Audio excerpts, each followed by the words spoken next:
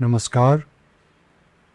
Welcome to another episode of Life a Celebration. This channel, in this channel, we'll have almost daily conversation about life, about the problems of life, about the precious things that are waiting to be uncovered in our life, in your life, in my life.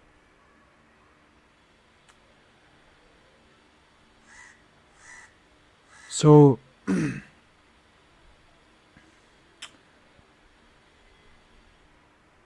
today, let's go a little forward and talk about some things that are very important to understand.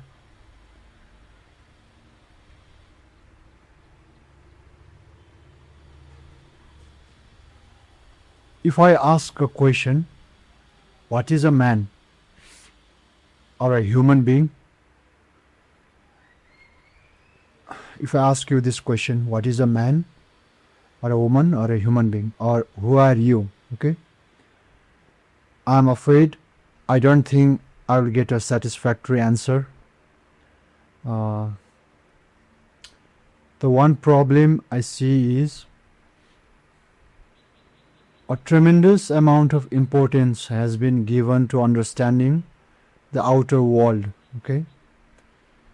So in our education, in our schools and colleges, they teach us about the outer world, okay, in terms of knowing the truth as well as for technical training for jobs, okay. But I don't think there are many schools that teach you about yourself, about this human phenomena, this human being, this what am I, or understanding this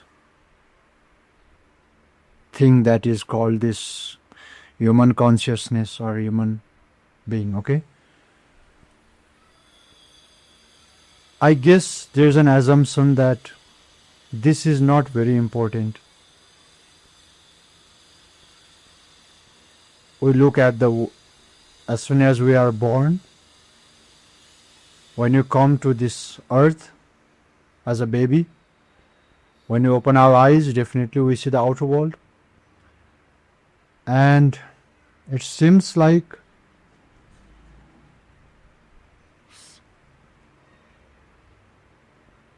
the self isn't given much importance, because what the senses see is the outer world, and the outer world is definitely massive, okay? At least that's what the mind thinks. So naturally, the focus was on the outside, okay? So in schools and colleges, we are taught about the world, that is outer world, outside ourselves, and nothing has been taught regarding ourselves or yourself, okay? So it's understandable that without any knowledge of the self, you aren't certain about anything, about this life, about yourself, about many other things. Of course, the consequence of this is there is a lot of illusion. What is an illusion? Illusion is something, a mirage. They also say mirage, right? It's something that appears one thing, but it's not what it appears to be. Because we haven't understood this human mechanism, this mind, this all the things that consist of yourself, right? So of course there are lot and lot of misunderstanding and illusion. even visually. Even the things that we think we see are not in reality. So the ancient people, the ancient tradition emphasized starting with I or yourself, okay? Because that is fundamental, right? To whom is this world appearing to? Of course, I exist first and then this world comes, right? So shouldn't we start studying from ourselves to know anything at all? So the ancient traditions did that. Especially in India, they have this ancient education system called Gurukul, right?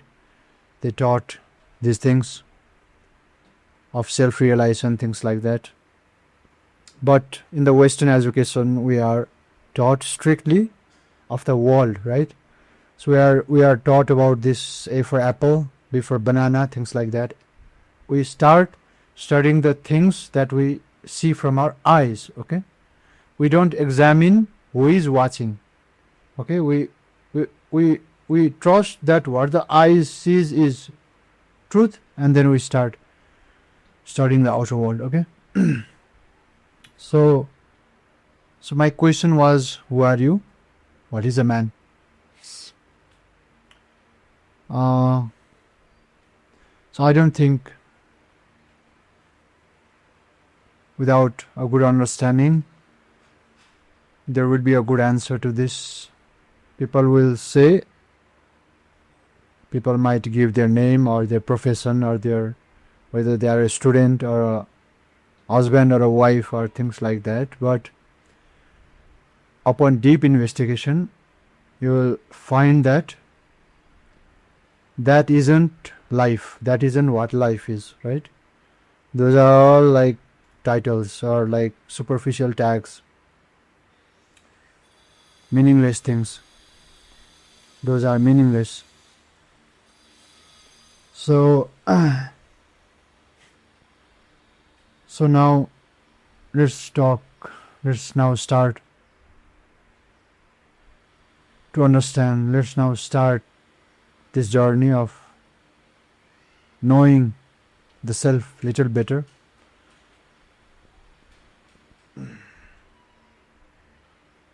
What lies there will be experienced later. You might say, what's the point? Right? You might think that man is trivial. I am trivial. This universe is very important. Work is important. Other things other than myself, right? I am trivial. That's what people think. But that is because we have never attempted to go this route of knowing the self, right? No interest has been given to this at all.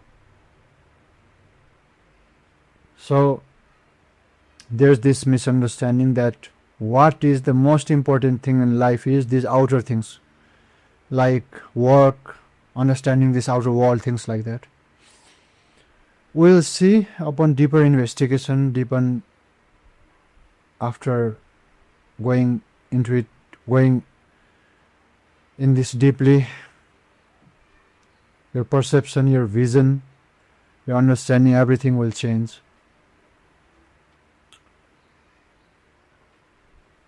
From where I stand, if you will ask, then I will say that the self is the most important thing. I am the most important thing, okay?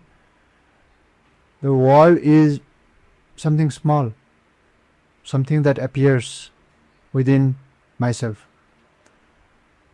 So that would be my answer. I is massive. The world is tiny, okay? But that's from this point of view, this standing. But you might think the other way, but that's okay.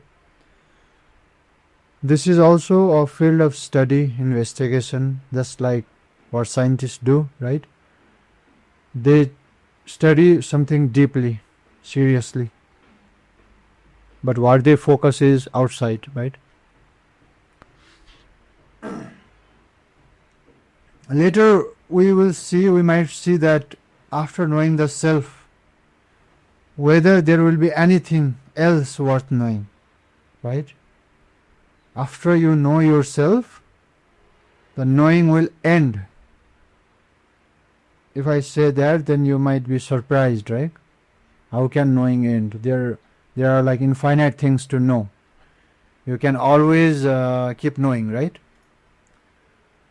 But those are just the statements that I'll make right now. But results will be seen later, right?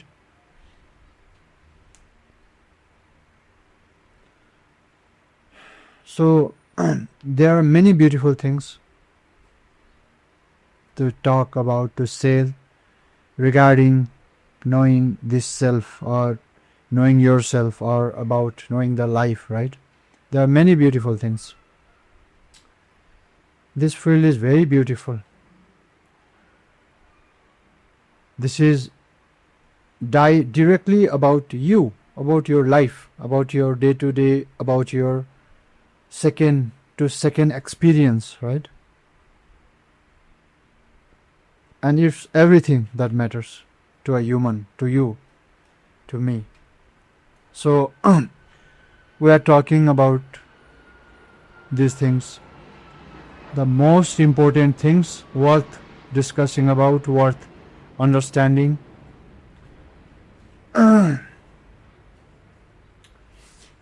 So what is a man,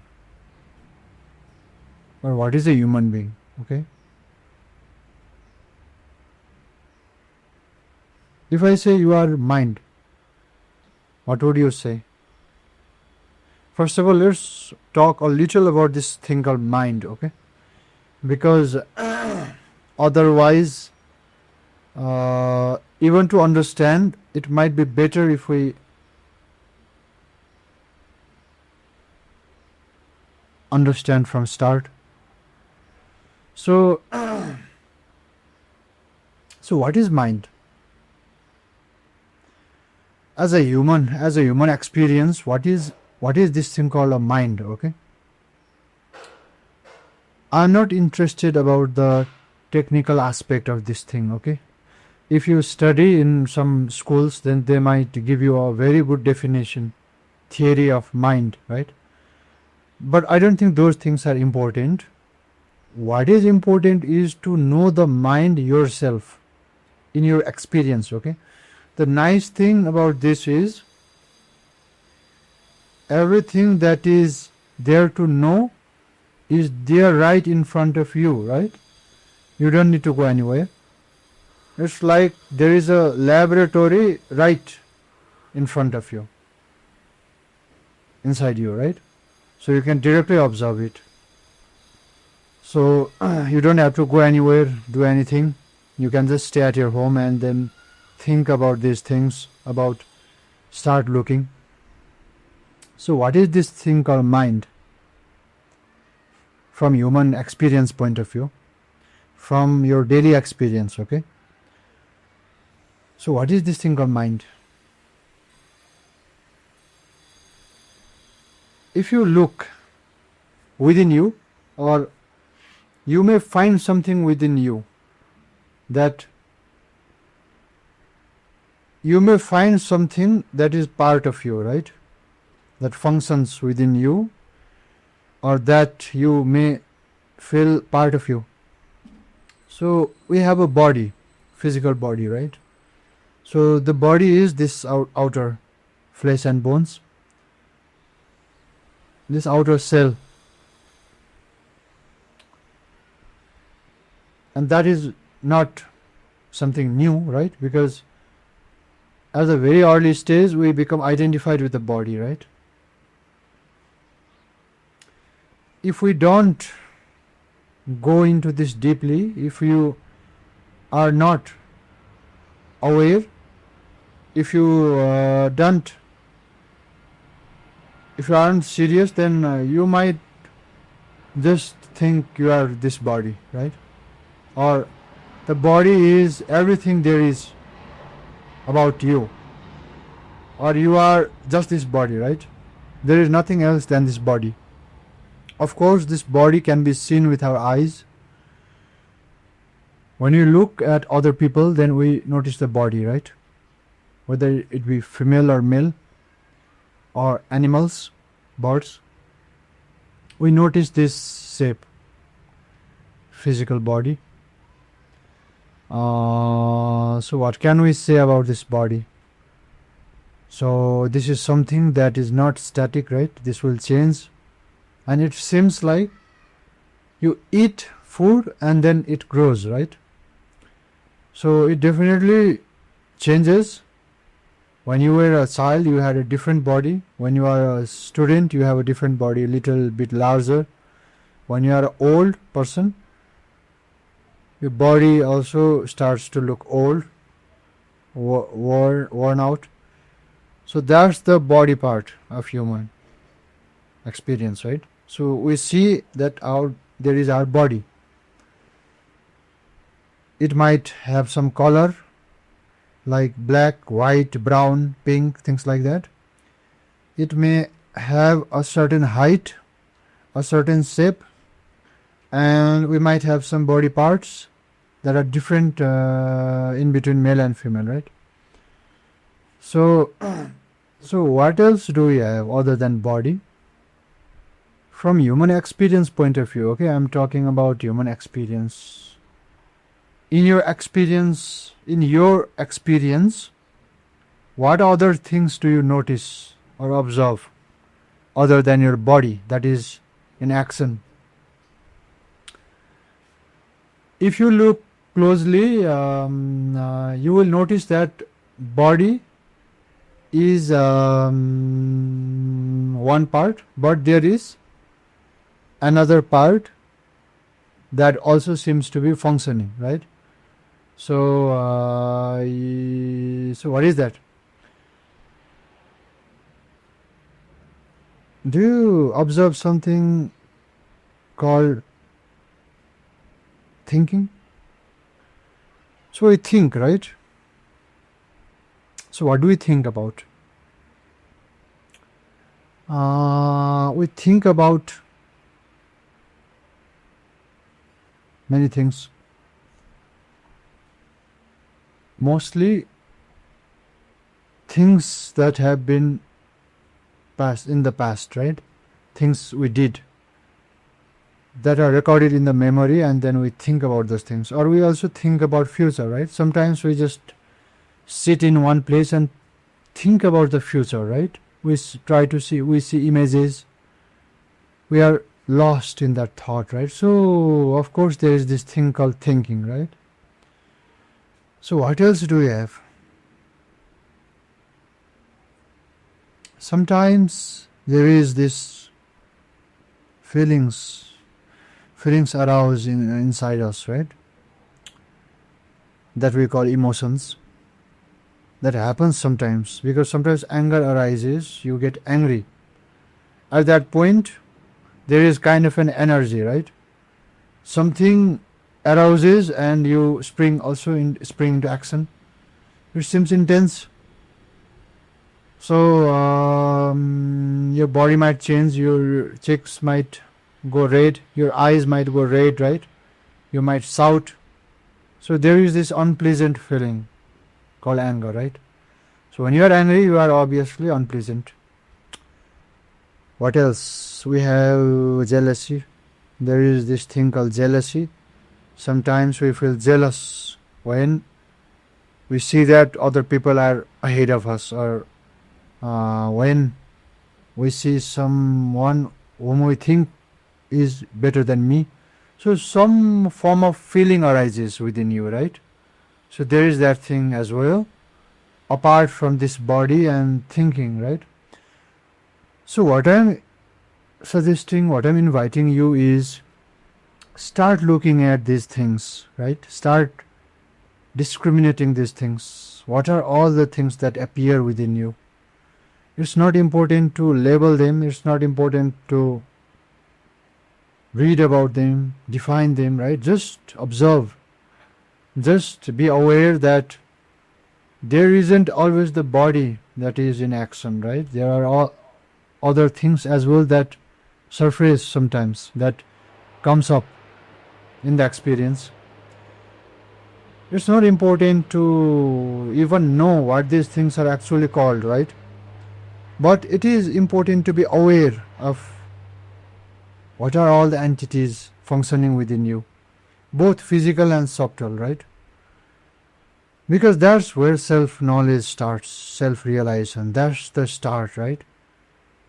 First, the first step is you need some space, even outside, even in the environment, to allow you to do this investigation, right? So you cannot be busy 24/7 all the time. You cannot be busy in the world. You cannot be busy outside, right? All the time talking, using the phone, or going in the world, busy doing something in the world, or working, or with the friends. That will direct your attention outward always. That will not give you this chance, okay? So what you need is obviously some solitude where you are alone, even physically, so that you have this opportunity to start noticing the things that are within you, right? When you are alone, when you are staying in a room, when you are not busy, overly engaged in the world, then let's say you are alone in the room or alone in the natures where you are physically alone, right? So don't you start noticing many things about yourself that you would not otherwise notice? Isn't that the case? When you are in solitude, don't you start noticing few things about yourself? It may be thinking, or it may be some form of fear or emotions, right? Or even this state, sometimes you may feel that there seems like nothing, no thinking, right? No, nothing. Just no body, no thinking, just becoming blank, aware, right? So you have these states, you have these things that are functioning within you, right? So I think this is the first step. It is very, very important to start noticing yourself, to start noticing these things, to start focusing about yourself, start going inside. Only then discovery can happen. So when you are sitting, or when you are still and you are just noticing these things, right? So there is this thinking aspect of yourself. There might be this emotion things. There might be this feeling aspect of yourself, right? There might even be this state of where there is nothing. There is just blank. There is just pure knowing, right? So what we call mind is, the body is obviously this outer physical shell, right? That is seen with our eyes. When you look at the world, we notice nothing than bodies, right? All these are physical stuff. So our body is our physical stuff, right? So, but it's wrong to conclude that you are only the physical stuff, right? There are some things in action that are not seen, that are not touched, that are only experienced, that are only felt, right? So it seems like they don't have a specific place or form, right? Or color, things, something like the body. There seems to be something like there seems to be something not that rigid, right? Something of fluid kind, something, maybe some form of energy or something like that. So we can call them mind. Okay, so mind is the subtle part of yourself. The body is the physical part of yourself. Mind is the subtle part of yourself that surfaces sometimes, just like the waves in the ocean, right? So in the ocean, you see waves appear and disappear, right? Just like in the sky, you see clouds form and disappear, right? So they come sometimes, they take some shape, and then they disappear. Similarly, we also find something like cloud or waves within us. So those things we could call them mind. Okay. Now, the first step is to be aware of these things, that you are not just body, you have something else as well. Upon deeper investigation, you will even start noticing more things within yourself, right? More and more things. Just like the more you look, more you observe, more you study outer world, you continuously find new things, right? You continuously make new discoveries. Similarly, when you look inside, you will start making discoveries. You will start discovering things that you didn't see before. So that will happen. So there is this inner journey and outer journey. Okay, so the outer journey is that of scientists. They are solely focused, interested in the outer journey, and here we are talking about the inner journey. Okay, to look within and to be attentive and be aware of these things that are coming into your experience. Okay, so that's the mind. Now after that, let's talk about the practical life. Okay, because first of all, this is not theory at all, even though some things might seem too theoretical, not useful in life, just like we talked about mind and thought, things like that. But all these things are experienced in life every moment. Okay, so these things are only practical. They are not theoretical at all. And I myself am not interested in theoretical things, right? I rather go outside and play with nature, or become blissful, or do other things. Okay, other than talking about worthless things called theory, if they have no practical use. These things are practical and most important and most precious. Okay, not just important but precious for you, precious for human. Okay, so it's worth talking about. Now let's talk about human life. Okay, I ask, how important is thinking and living? Okay, that's my first question to you. Please give some thought, please give some consideration to this question. When it comes to living, how important is thinking?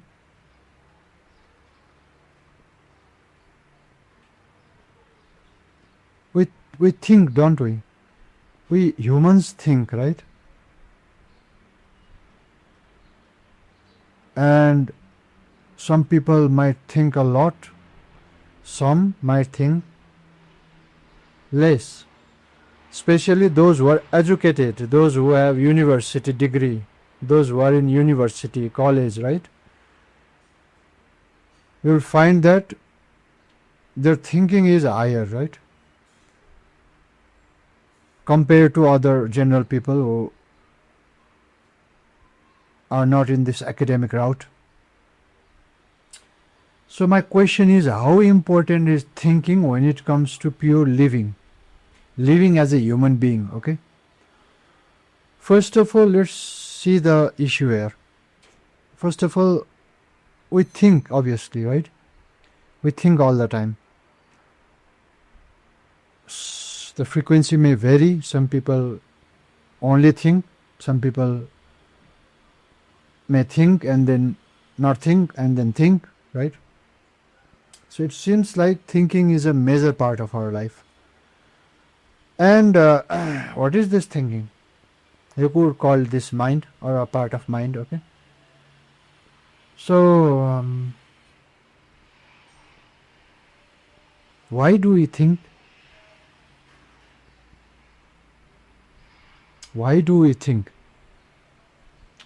One use of thought is to work, right?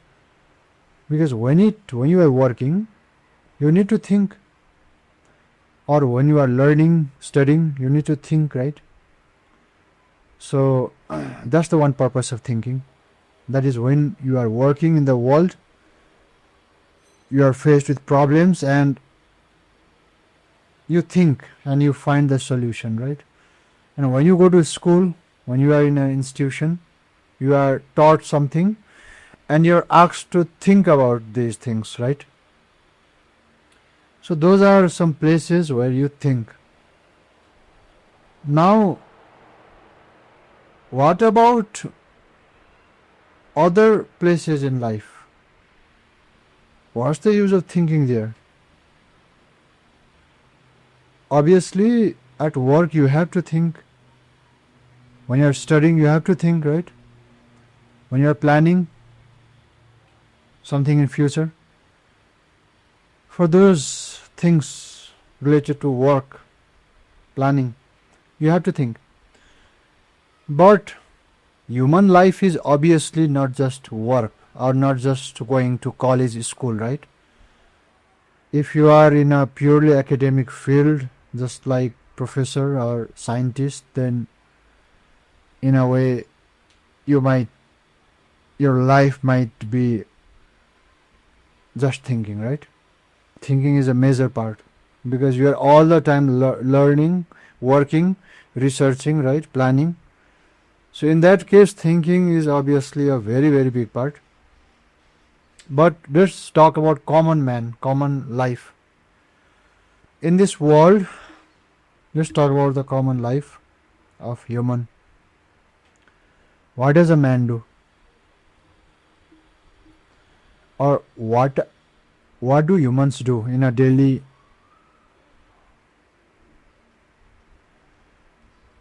fashion? In daily basis, what do people do? Or in other words, what does this life contain, okay? What are the many things that this life involves in? So there is this relationship, okay? So it could be making friends, or it could be a family, starting a family, okay? So we have this relationship. What else is there in life? There is this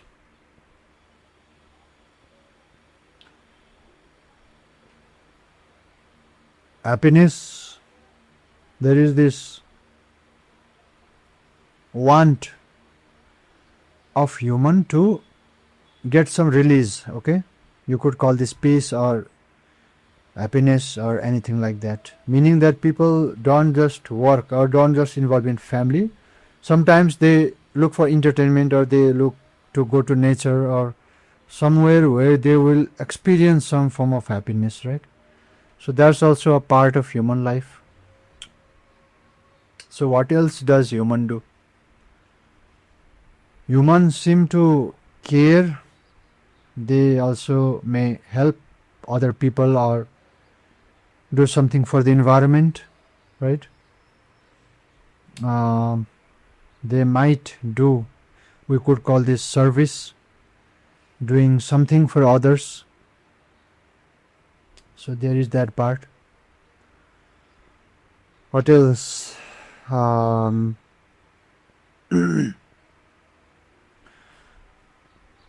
So there are many things that human beings do, don't they? Not just work or study. So my question is, what's the place of thought in all this thinking? Or is there a place or not? We need to consider this. We need to think over this, right? We need to be aware about this. Because if we aren't aware, we don't ponder over, or if we are totally unaware of this question that I put, that is there a place for thought, then we might think that we must think in every aspect of our life, right? There is no other way. All the aspects of life we think, whether it be love or relationship or other part of life, we have to think, right? So first of all, this is an important question that we need to be aware of, I think. Is there a place for thought?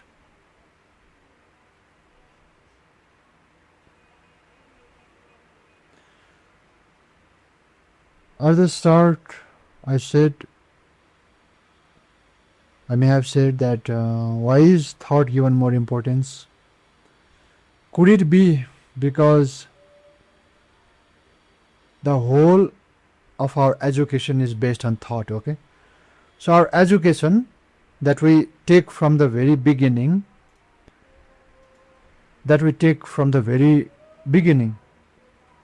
as soon as we start our schooling, till we are 25, 30 years of old, 30 years old,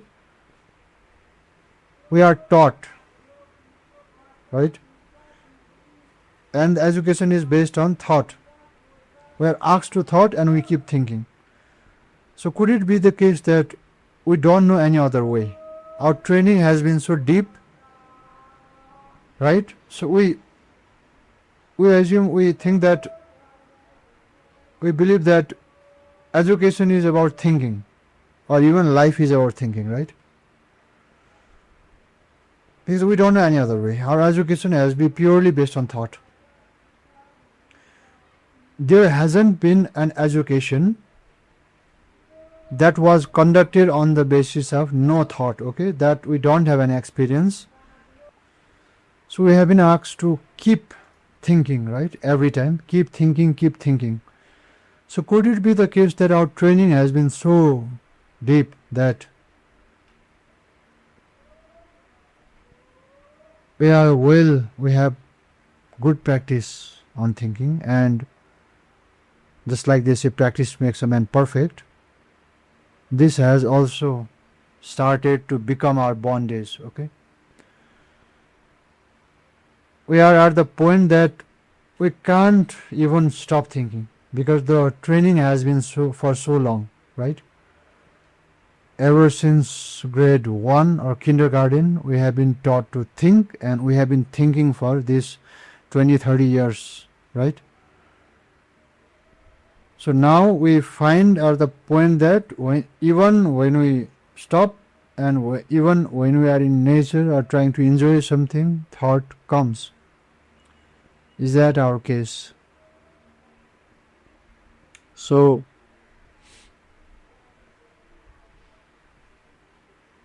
our education has been based purely on thought. So my question is, how important is thinking when it comes to living? Whether we have to think every time in all aspects of our life, or can the thought be stopped in some points? So what do you think?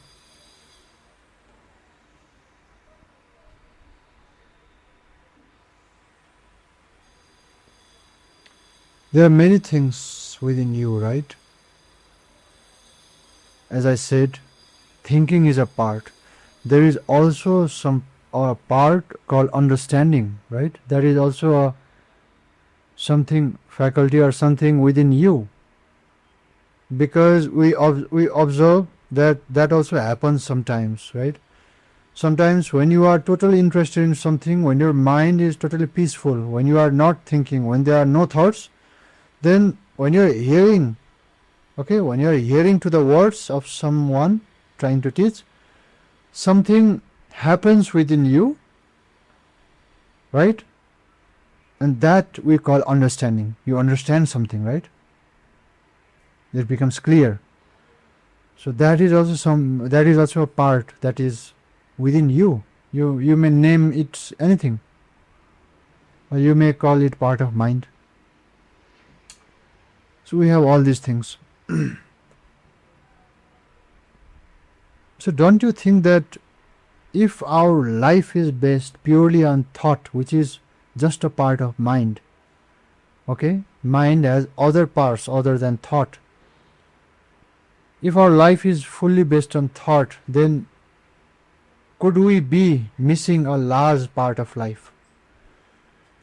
If we know no other living than thinking, then don't you think we are not exploring the full potential of our mind and of our being, our consciousness?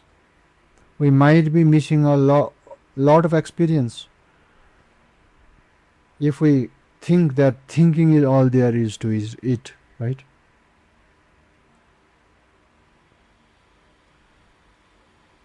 So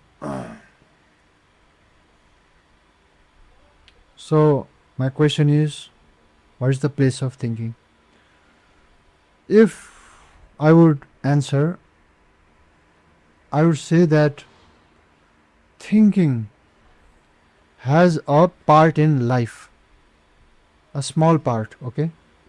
Thinking, this living is lot larger than just thinking. Okay, this life is full of possibilities. There are many dimensions, there are many experiences to be had in this life. So thinking is just a part. Just like working is also a part of life. You don't just work. In life you just don't work. You don't just work, right? What it means to be a complete life. A complete life, I don't think just works like an ox, right? When they talk about this balanced life, okay?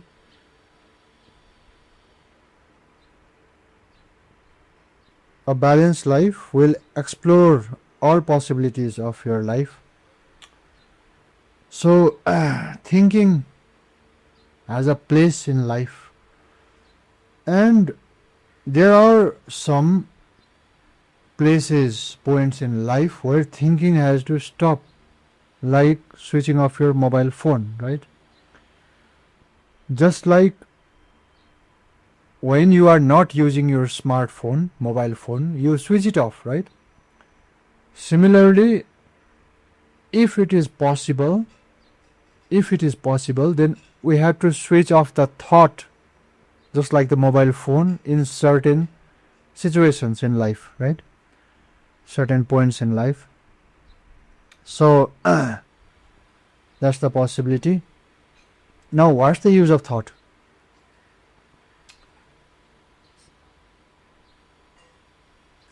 First of all, I'll talk about the use, the proper place of thought, okay? Then I'll talk about a misuse of thought. Because if we don't have correct understanding, if we don't have this knowledge, then we will be using thought in all the places, and that will bring negative results, that will not bring something fruitful, okay? And it seems we do this unconsciously. We are not conscious. We seem to be using thought in every point of our life, every aspect of our life, right? So first of all, what is thought? We can use thought as a tool, right? Just like we use a mobile phone as a tool to solve certain problems. Similarly, we can use thought as a tool to solve some problems in life, especially to work, right? Or to study, especially the technical part, right? So when you are working in technical field where there are problems, you have to use logic, you have to use thought. And when you are studying, learning, trying to improve your technical understanding, you have to focus and you have to use your intellect, your thought to the best of your ability, okay, for technical side. Now let's talk about where thought is being used, misused, and where people are not aware of this, okay. When it comes to life and living, thought has no place at all, if I may say. When it comes to living life, which is to experience, which is to be happy, which is to experience this bliss, which is to relate, okay, to relate to someone, to something, it might be nature or people, thought has no place at all, okay. Because isn't thought mostly past, right? So when a thought comes, isn't it already in the past? Only past things only come, right? So when it comes to work, it makes sense that you need past knowledge. But when it comes to life, you don't need any past knowledge, right? When it comes to living, experiencing life to the fullest, you don't need the past memories, okay? Especially it can be hindrance. It will not be a good thing to hold on to past while you are trying to live. So how do people misuse thought when it comes to living? Of course, there is not any awareness. There is a sleep. There is a deep sleep. People don't know what they are doing, how they are using their system, their thought, their mechanism. So they use thought everywhere, even where it shouldn't be used. So how do people use thought in this way?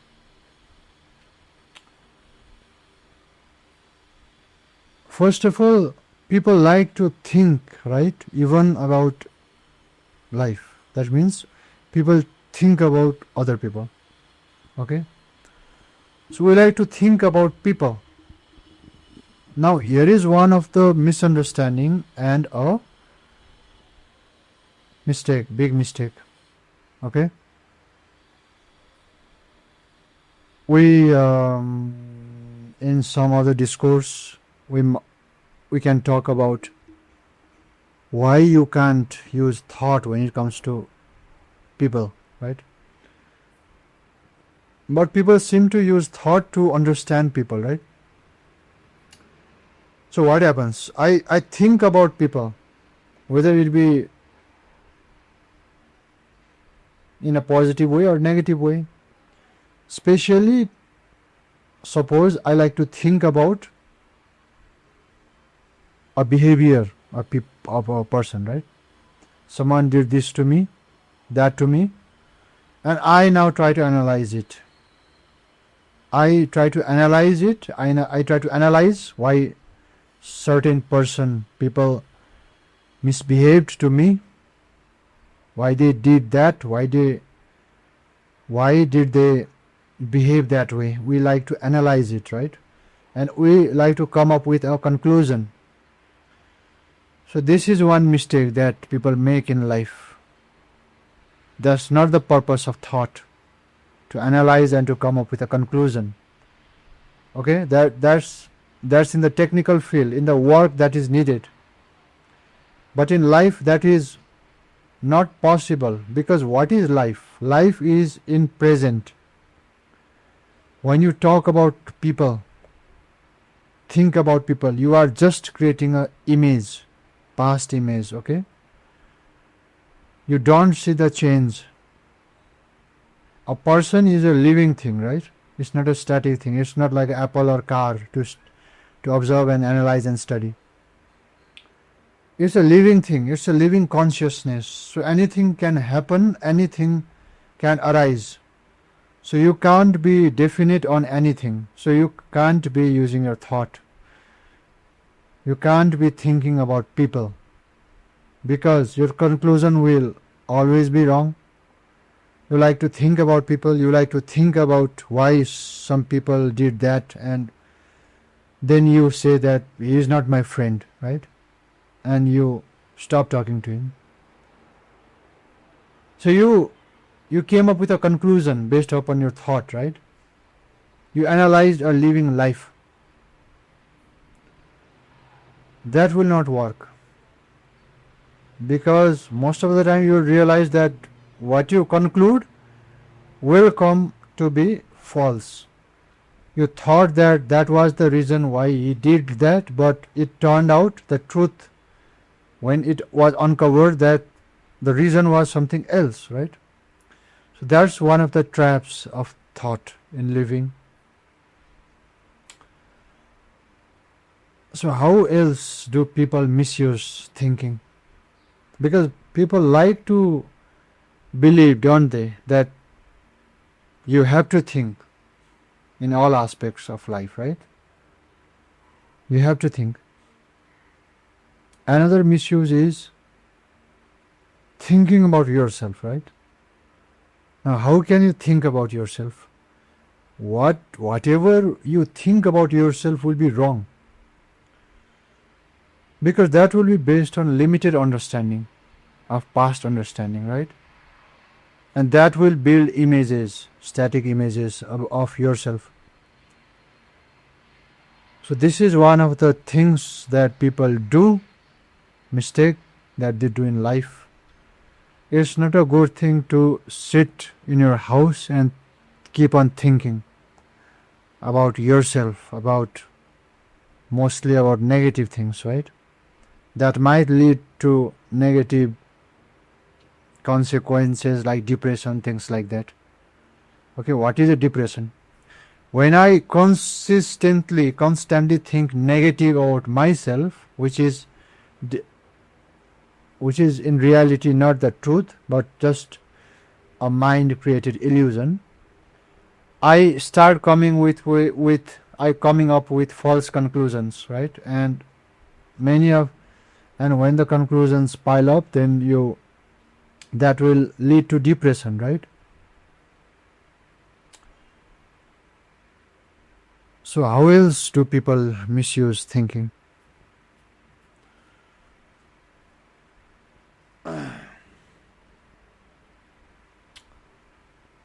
This whole conditioning of the mind that man has in his mind, that he thinks he knows certain culture, certain people. He labels them as black or white or yellow or Asian or German or American or African or Hindu, Buddhist, secular, or right wing or left wing. All these things are conditioning of the mind. Man like to think that he knows. He labels people. He likes to label, right? And that labeling which man does, he labels, doesn't he? An unconscious man, a man who is not aware, who is not mindful, will label anyone. They might say you are a Japanese, or you are a Mexican, or you are a black, or you are a poor person. What happens when you label, right? Obviously, you have an image of that person in your mind. The next time you see a certain group, that you have labeled, whether it be nationality based or religion based or some belief based, when you see that person, all the images will come in your mind, right? You will not be able to see that person in reality. All you will see is the makeup of your own mind that you have thought, that you have created images of, right? I don't want to be specific because that is very natural in human in the world, that people like to label. They don't want to understand, they don't want to see what the reality is. They are satisfied with the images they have built themselves in their mind. That's one of the reasons why people are so isolated, why people can't relate to anyone, because they want to label anyone. When you label, then understanding stops there, okay? Then nothing new comes up. Everything appears to be as your image, which is obviously not pleasant, not beautiful. So that is another way of misuse of thought, prejudice,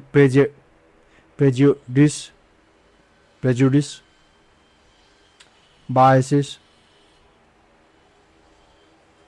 the different namings, the different images that you have of different things, people.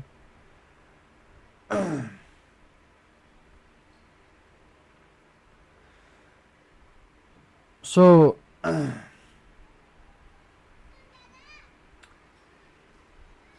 these are the misuses of thought. We like to think that thinking is necessary for living, but actually it is an hindrance, right? If you were able to switch off your thought like a mobile phone when your work ends, thought is just for work, right? After work is finished, you stop your thought. You stop your mind, right? If you were to do that, then you will find that your life is suddenly more vibrant, more fulfilling, right? You will not be so hungry for living, for entertainment, for happiness. It is all the things that you have collected in your mind, the unnecessary things because of thought all the time, that life feels so empty, so full of sorrow. If it were possible to switch off your mind when the work ends, how long do you work? I say that it is sufficient if you work 3 hours a day, right? Consistently. You don't even have to work like 10 hours or 12 hours. Just segment your life. I dedicate this much hours for work and then I do other things, right? So if you do that, then you will find that when you are not thinking, when your mind is empty, when you are in nature, you will play with nature, right? You will be intrigued with nature, because what you will see is everything is new, okay? It is the thought, it is the mind that prevents you from looking at the new. When you are not thinking, when you close your eyes and you sit on some shore, lake, some place, then you can hear a different quality of sound, okay? You will realize, you will hear things, even smaller voices, that will enhance your experience of life, right? When you are not thinking, when you are meeting new people, that will be a very lively meeting. That will be a very energetic, very curious meeting, right? And not just first meeting. Every time you meet that person, every meeting will be fresh. It will not be old, rusty. It will not be based on your image. Because you have no image of that person in your mind that you generated by a thought, right? So if you have a blank mind, you listen to that other person attentively. So you hear everything that he has to say, she has to say, and that will enable you to know the problem also and to even relate better. Okay. What else? Even when it comes to just being just sitting idle, because obviously I don't think you are busy all the time. Sometime in the day you will find yourself not doing anything, right? You are just sitting there. Even that simple sitting will be a very deep, very easy, very peaceful experience. Think about that. Just you're sitting idle. If that becomes happiness, then what else do you need in life? Right now that is obviously not the case. When you find yourself not busy, when you find yourself alone, you either feel lonely or you are troubled with your past thinking, mostly negative. That will disturb living, right? But if there is no thought, then even if you stay outside and just absorb the sun, you will find that sitting moment very blissful. You don't feel like doing anything, right? Just basking in the presence, in the just experiencing the present moment to the fullest, right? What else? When you are obviously, if there is not a tsunami of thoughts, then you will feel more energetic. Your sleep will be very deep. You will relax. Most of the day you will relax. Even at the end of the day you will not feel tired, right? Because most of the energy is drained by thought, uncontrolled thought. What else? Even if you are experiencing something profound, like even if you are doing worldly activities, like you are traveling or you are doing some sports, right? Even at that moment the experience is enhanced if there is no thinking, right? If you are traveling, doing trekking or doing sports, that would be a very different experience. Even when it comes to work, your work will be of different quality. You will not be distracted. You don't need concentration, right? So there is a place for thought thinking. That is just a part of mind, right? But it shouldn't overcome your whole living. Okay, from morning to night. What all the things you do in life. What do you do? If it is a balanced life, then a person might wake up, do something like morning exercises, right?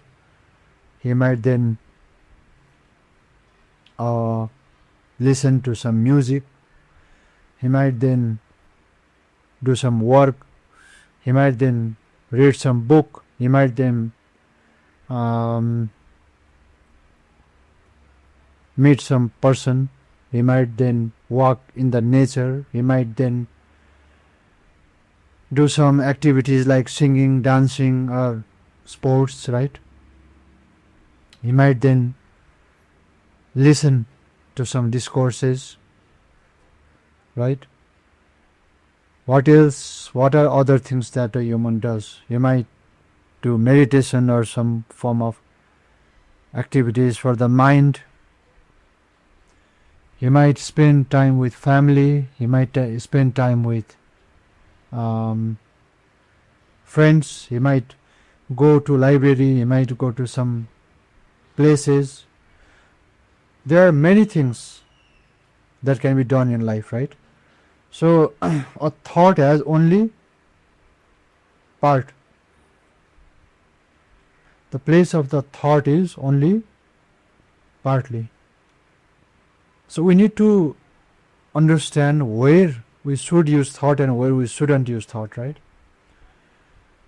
Because